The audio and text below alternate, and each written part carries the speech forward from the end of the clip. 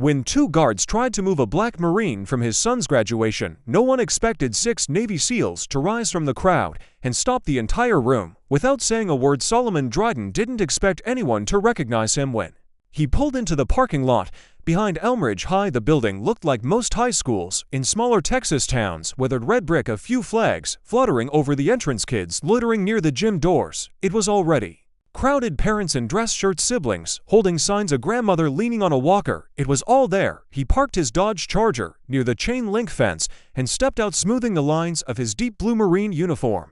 His boots were polished to a mirror shine, not because he was trying to show off, but because there were things he didn't know how to do halfway. He looked around. His posture stood out, upright and firm, his face, though calm, carried the stillness of someone who had seen life from too many angles. He had driven 8 hours from Temple to make it to his son's high school graduation. He could have flown, but the Charger was his wife's favorite car, and even after her passing 2 years ago, he still felt closer to her on the road. Solomon opened the car door and pulled out a small photograph from the glove compartment. It was old and worn, with a slight tear in the corner. His wife holding Tyron when he was just a baby. He slipped it into the inside pocket of his jacket.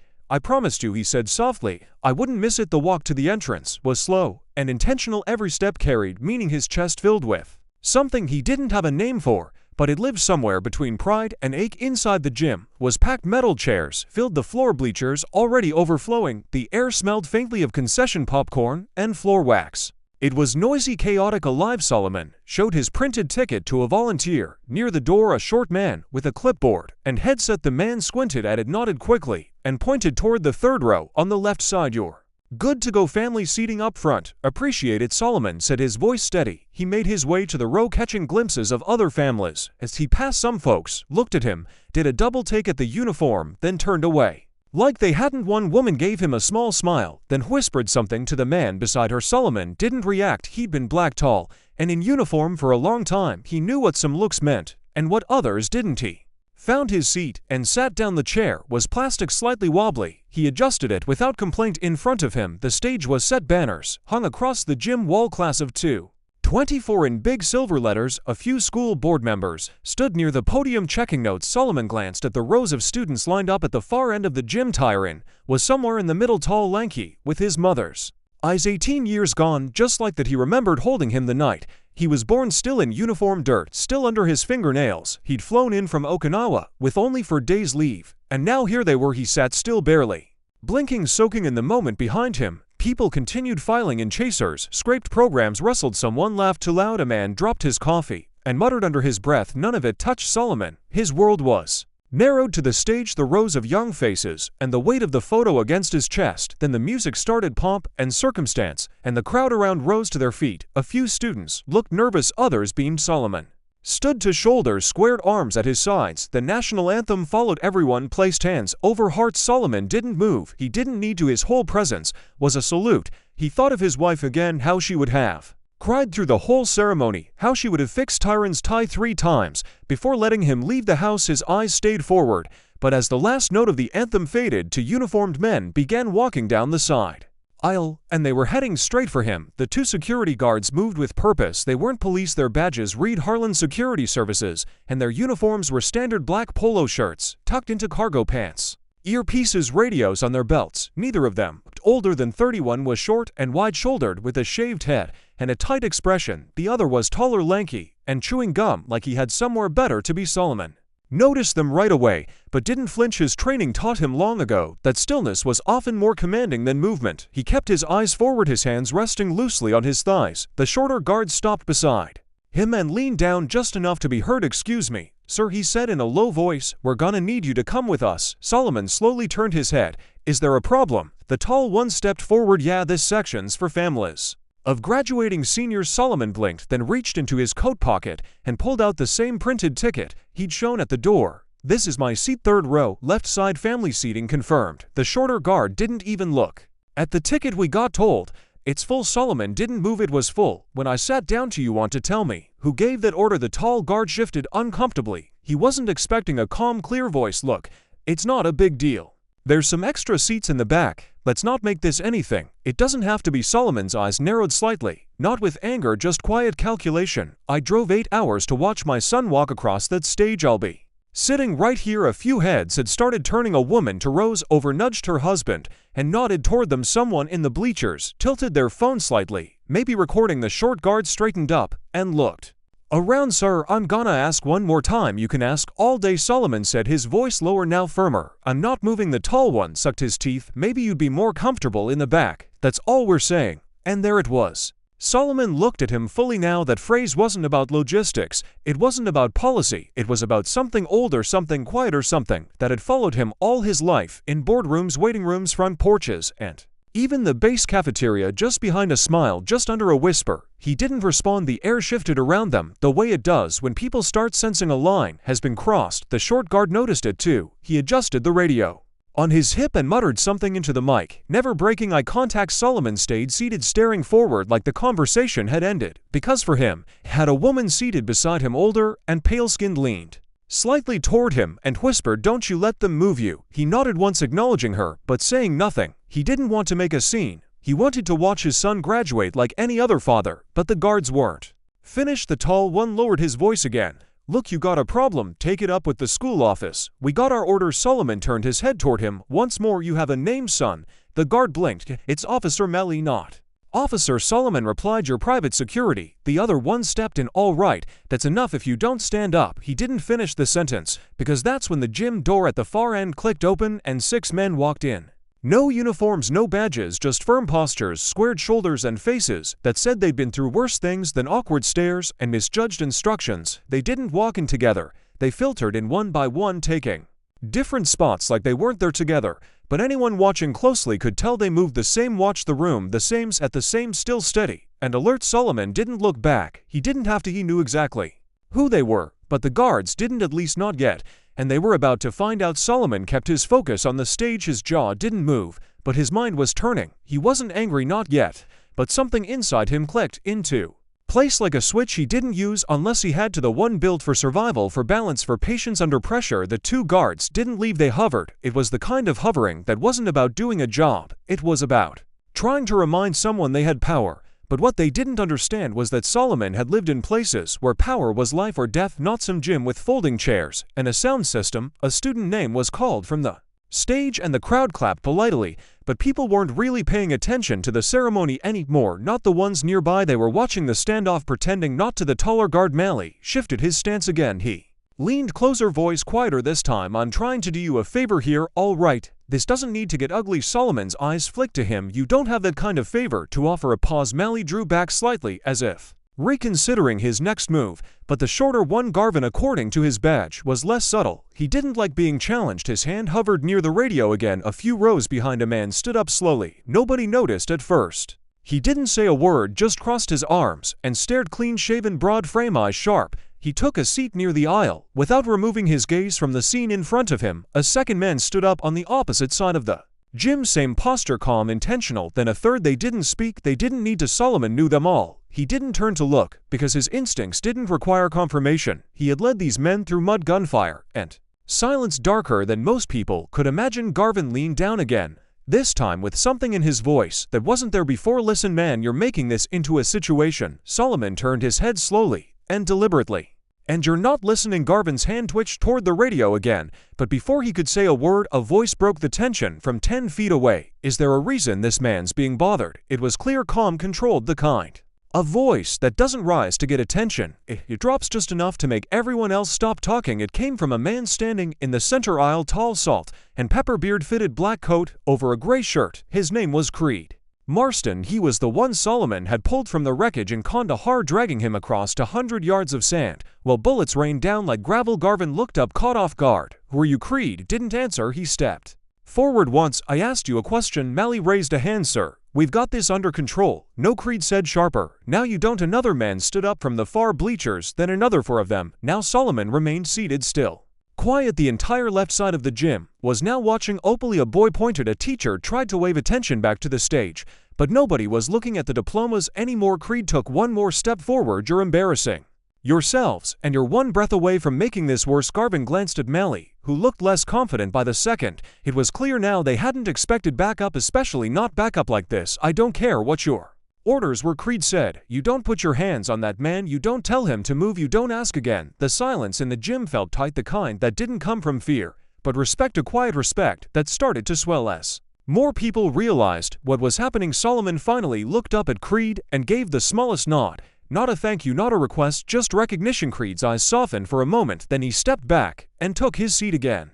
Arms folded, but the tension hadn't left the air, not yet, and the people watching were waiting to see what the guards would do next. The gym faded, the stage, the banners, the faces all blurred into the background of Solomon's mind. His eyes were still open, but his memory yanked him backward. 15 years ago, Afghanistan. It was late afternoon in Kandahar province. The sun didn't set gently there, it crashed down like a hammer, turning the sand to rust and the air to steel. Solomon, a gunnery sergeant back then, had just finished briefing his unit when everything went sideways. A roadside IED blew under their convoy, flipping the lead Humvee like a toy. Dirt and metal rained down before anyone could scream. Then came the gunfire, not scattered, coordinated. Solomon didn't think he moved. He ducked behind what was left of a door frame, surveying the chaos. Smoke clouded the edge of the valley, but he saw 6 men down, trapped behind the burning wreckage of a second vehicle. Most repinned one was already trying to crawl forward, dragging another by the vest. That was Creed Marston. He had just 3 months in country and a bullet through his thigh. Solomon bolted, no hesitation, no radio call. He ran through open ground, dodging bursts of gunfire, sliding into cover behind a blown axle. Creed looked up, blood on his temple, gasping. You're bleeding. Solomon had said. You noticed? Creed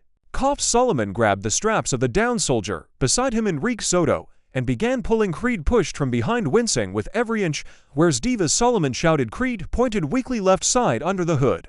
That's when Solomon saw him, a young SEAL pinned under part of the engine block, leg trapped. He was yelling for help, but too far gone to move. Without pausing, Solomon told Creed, you keep low and move. When I move. Creed nodded. That's when he really started to understand what leadership looked like. Solomon sprinted across again. His foot hit gravel, then bone, but he didn't stop. He slid to Diva's, crouched low, and gripped the edge of the mangled hood with both hands. It wouldn't budge. Gunny, don't. Diva shouted. I'm good, you're not staying here. Solomon braced, one foot dug deep, and lifted his shoulders, strained. His ribs ached, the metal groaned, but it rose just enough for Diva's to yank his leg free. They fell back together, crawling toward the ridgeline. Gunfire cracked overhead. Creed returned, with Soto limping on his good leg. 2 others followed, Limit and Horton, faces blackened, with ash rifles at the ready.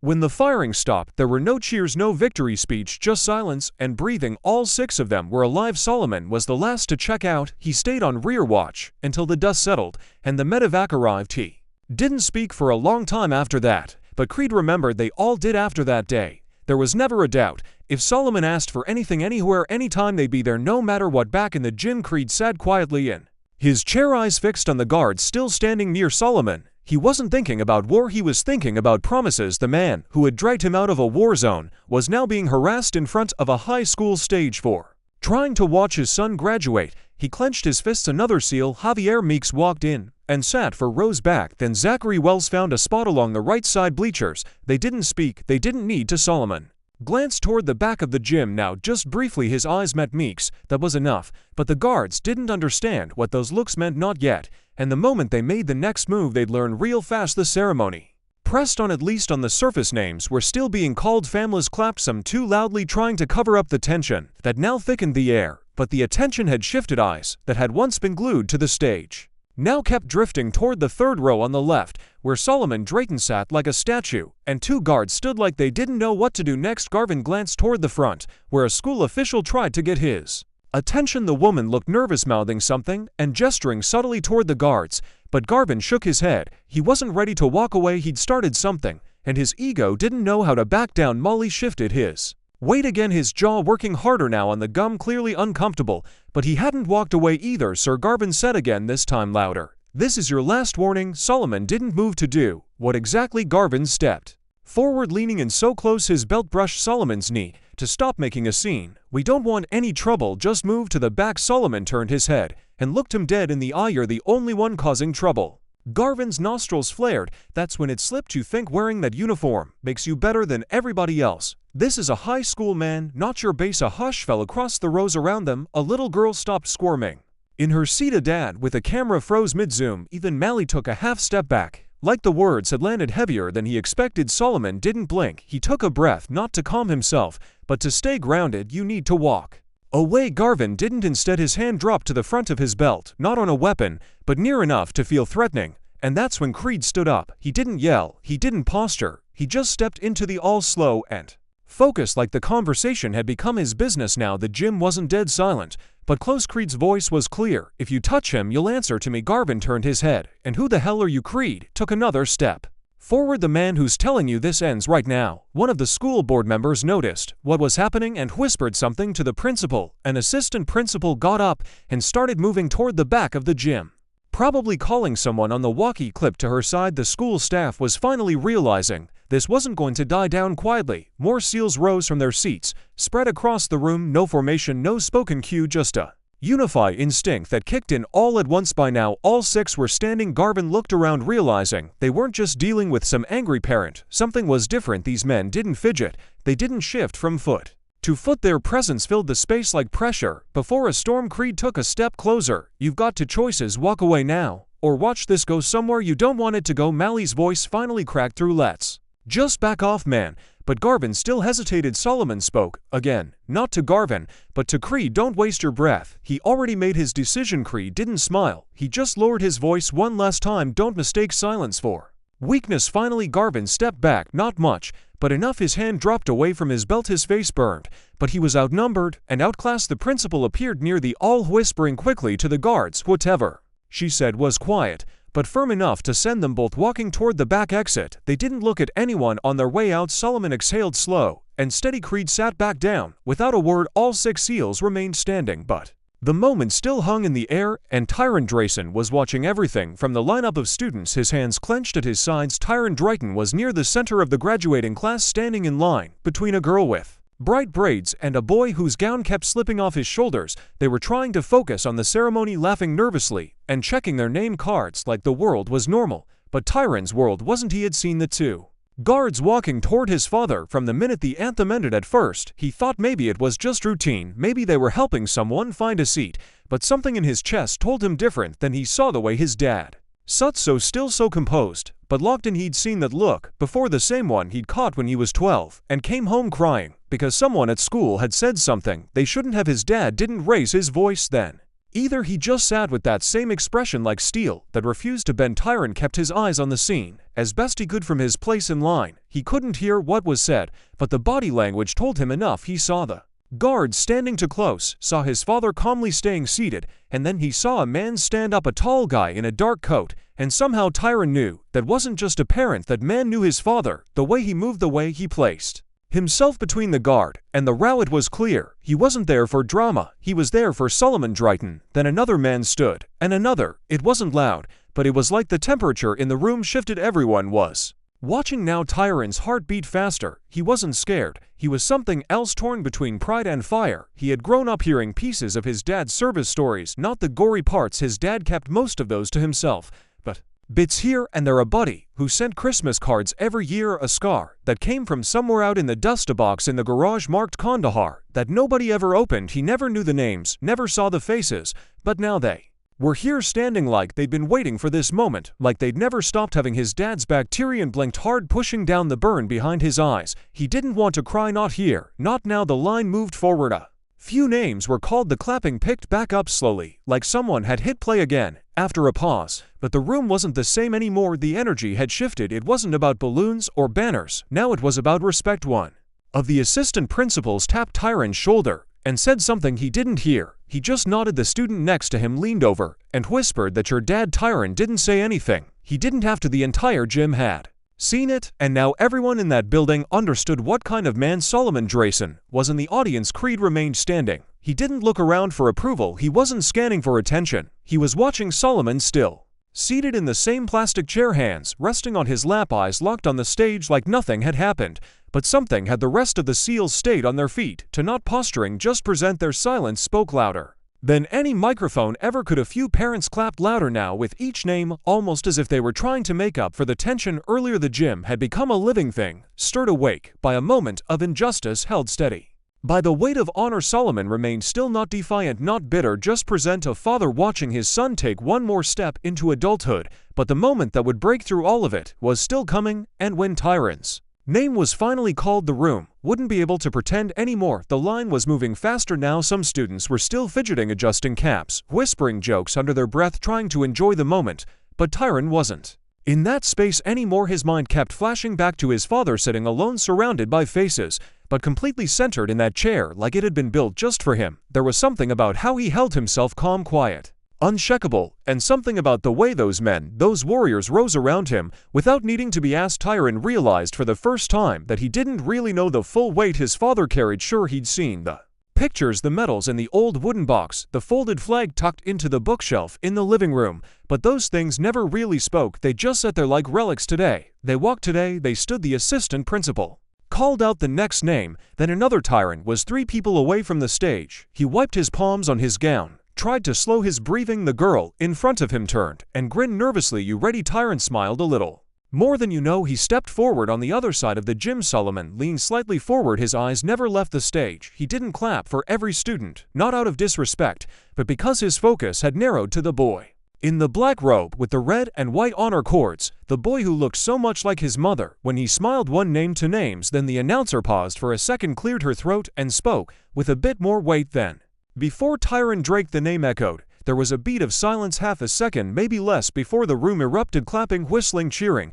But what stood out wasn't the volume, it was the rhythm of it. The sound wasn't chaotic, it was deliberate, coordinated, deep. The 6 SEALs, still standing, raised their hands and applauded in perfect unison. Each one clapped with force, not performance, a salute. Without the salute, a gesture that said, "We see you, we see your father, we honor both." Tyron walked across the stage slowly, chin high, step steady. His heart pounded. But it wasn't nerves, it was pride, and not just pride in himself. It was the pride of knowing exactly who his father was and what it meant to carry that last name. He took his diploma from the principal, shook her hand, and turned toward the audience. His eyes scanned for one person, found him. Solomon didn't wave, didn't stand. He just met his son's eyes and gave the smallest, most meaningful smile of the day. Tyron nodded once and stepped off the stage. The applause still hadn't died down. Parents, who hadn't said a word all ceremony, were now clapping hard. Some stood. A few wiped their eyes, not sure exactly why, but feeling like they'd just witnessed something that mattered. Solomon sat back in his chair and let the moment wash over him. He wasn't the kind of man to cry in public, but inside something loose, and not grief, not pain, just release, the kind that only comes when the circle feels complete, even if it never really is. The other names continued, but something had shifted from that moment on. Every student who walked the stage walked in the echo of what had just happened, not because it was dramatic, not because it was viral, but because it was real. But the story didn't end with the applause, and when father and son met again outside the gym, it would be more than just a proud hug. It would be the passing of something deeper. The final name was called. 20 minutes later, everyone stood as the graduating class threw their caps, screamed with relief, and hugged like they hadn't seen each other in years. Phones went up, cameras clicked, and balloons bobbed above the crowd as the students began filing out through the gym's double doors toward the back lot. Solomon didn't move right away. He sat quietly as the noise swelled around him, soaking it all in. The music, the laughter, the flash of silver and red gowns sweeping by. His eyes followed Tyron. He disappeared into the hallway with his classmates. A teacher gave him a high five, another pulled him in for a side hug. But even with all the chaos, Tyron turned once, just once, and looked back. Solomon caught it, a brief glance, but it held everything. "Did you see me?" And Solomon's expression gave the answer. Every second, the crowd began to thin. People shuffled out with flowers and balloons, congratulating each other in loud bursts. Solomon stood slowly, stretching his legs, feeling the weight of sitting in one position for too long. Creed walked over as the gym emptied. He didn't say anything at first, just looked at Solomon, then toward the exit. "You okay?" Creed finally asked. Solomon nodded. "I've been through worse." Creed smiled slightly. "Yeah, but it still shouldn't have happened." "No," Solomon said, "it shouldn't have." Another SEAL, Javier Meeks, joined them. "We tried to stay low-key, but once that guy put his hand near his belt," Solomon raised a hand gently, "you all did what needed to be done. That was enough." The 3 men stood there for a few seconds longer, letting the noise drain from the room. Then Solomon said, "I want to see my boy." Outside, the sun was fierce against the concrete, casting long shadows from the bleachers onto the back lot. Students were scattered in small clusters, posing for photos, throwing their caps again, calling out to relatives. Tyron stood near the flagpole, his gown half unzipped, the diploma folder in one hand and his phone in the other. When he saw his father approach, he stopped mid-conversation. The crowd around him faded into the background. They met halfway. Tyron was the first to speak. "You okay?" Solomon nodded. "You yeah," Tyron said, then looked down for a second. "They tried to move you, I know." Tyron's jaw flexed. "I was ready to walk off that stage, Dad. I swear I was 2 seconds from saying something." Solomon placed a hand on his son's shoulder. "And that's why you didn't?" Tyron looked up. "What do you mean?" "Because you knew I could handle it, and because you handled your moment like a man. You didn't let anybody take it from you." Tyron held his breath for a second. Who were those guys that stood up? Solomon glanced behind him. The 6 seals were now outside too, gathered near the exit talking quietly. They weren't looking for attention, just keeping an eye out like always. "They're men. I bled with men who know what loyalty means," Solomon said. "Men who don't forget." Tyron nodded slowly. "That was powerful. It was necessary," Solomon replied. "Sometimes silence is louder than shouting. And sometimes standing up without speaking says more than 1-0 words." For a moment, neither of them said anything. Then Tyron smiled. "You gonna tell me those war stories now?" Solomon chuckled. "Some of them. You're old enough for the real parts." Now they stood there shoulder to shoulder, not just father and son, to men connected by something that couldn't be explained, only lived across the lot. Creed raised a hand. Not a wave, just a gesture of respect. Tyrion returned it without hesitation. The sun kept climbing, but for the Drayton men time moved differently now. But one more moment remained, because after all that the real lesson hadn't yet been spoken aloud. Most of the crowd had cleared by the time Solomon and Tyron walked back to the parking lot. A few families still lingered, laughing around folding chairs or loading up trunks with flower arrangements and graduation gifts. But the buzz had quieted and the sun had softened into early evening light. Solomon unlocked the Charger, the same one his wife used to drive to parent-teacher meetings and weekend road trips. Tyron paused at the passenger door, running his fingers along a scratch near the handle. "She would have been screaming the loudest today," he said softly. "She would have made you retake every photo until your smile looked just right." Solomon replied, managing a grin. They climbed in, shutting the doors behind them. The car was warm from the sun, but it felt like a cocoon sealed off from the rest of the world. For a few breaths, Tyrion turned to face his father. "I gotta ask, why didn't you say anything to those guards you just sat there?" Solomon tapped the steering wheel once, then turned to him. "Because I don't have to stand up for who I am, and I don't need to raise my voice to be heard." Tyron looked out the window for a second, chewing on that. "You know how many times in my life I've had to choose between letting something slide or blowing it up." Solomon continued, "That moment today, what those men tried to do, it wasn't new, but how we respond, that's what defines us." "But they disrespected you," Tyrion said, "in front of everybody." "Yes," Solomon said, "and everyone saw it. But they also saw the truth. They saw 6 men who had every reason to be somewhere else stand up. Not because I asked, because they knew what that moment meant." Tyron sat with that son. Solomon said, "Life will hand you 100 chances to react with anger, and sometimes anger is justified. But most times silence cuts deeper, dignity sticks longer. That's what people remember." He reached into his jacket and pulled out the folded photo, the one of Tyron as a baby, his late wife cradling him. "I carried this with me through Kandahar. I carried it through losing your mom. And I carried it here today, not because it gives me strength, but because it reminds me of what's worth protecting." Tyron's voice dropped. "You always knew who had your back." Solomon smiled. "I didn't need to know, I just had faith. Real men don't vanish. When things get uncomfortable, they show up, and they stand." There was a pause before Tyron spoke again. "I want to be like that, like you already are," Solomon said. "You walked that stage with pride. You didn't let anger steal your moments. You stayed grounded, even when everything around you was trying to throw you off balance." Outside the car, the last of the seals were getting into their vehicles. Creed gave one last look toward the Charger before driving off. Solomon nodded once. No words, just the quiet acknowledgement of something permanent. Tyron leaned back in the seat. "So what now?" Solomon turned the key in the ignition. The engine rumbled to life. "Now we drive home. You get to choose dinner." Tyron grinned. "Waffle House." Solomon chuckled. "Of course." As they pulled out of the lot, the school faded behind them, but the memory of what happened inside that gym wouldn't fade anytime soon for anyone who was there. And for Tyron, that day would mark something far greater than a diploma. It was the day he realized manhood had nothing to do with noise and everything to do with how you carry yourself when the world stops watching. Some people shout to be seen, others just sit in silence and are never forgotten. If this story moved you, don't forget to subscribe, share it with someone who needs to be reminded what true strength looks like.